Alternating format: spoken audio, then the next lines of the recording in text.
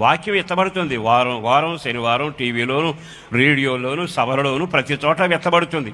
ఎత్తబడిన విత్తనం నీ హృదయం పొదైతే, నీ జీవితం ముళ్ళ పొదైతే, అందులో నువ్వు ఎన్ని విత్తనాలు వేసినా మొలుస్తుంది, కానీ ప్రయోజనం ఉండదు. మొలుస్తుంది కానీ అణగదొక్కబడుతుంది. మొలుస్తుంది కానీ చేతికి అందదు. మొలుస్తుంది కానీ ఫలితం ఉండదు. అంటే గాలికై ప్రయాసపడిన ప్రయాసేగా మన వ్యక్తిగత జీవితంలో దేవునిలో ఉంటూ కూడా ఓ నిష్ప్రయోజనమైన జీవితం ఎందుకు జీవించాలి? దేవుడు ఆశించేది ఏమిటంటే ఫలించండి, విస్తరించండి, అభివృద్ధి పొందండి. మీరు ఎవరై ఉండాలో తెలుసా? బహుగా ఫలించే వాళ్ళగా ఉండాలి. మరి ఈ రోజున కుటుంబ పరంగా ఫలిస్తున్నామా? ఆత్మీయంగా ఫలిస్తున్నామా? ప్రార్థనలో ఫలిస్తున్నామా? సహవాసంలో ఫలిస్తున్నామా? దైవ కార్యాల్లో మనం ఎక్కడైనా ఫలిస్తున్నామా? ఎందుకో నా దేవుడు బహుతేటగా మాట్లాడుతున్న వేళ ఈ రెండు భూముల విషయంలో జాగ్రత్త. ఈ రెండు భూములు మన వ్యక్తిగత జీవితానికి సరిపోల్చబడ్డాయి.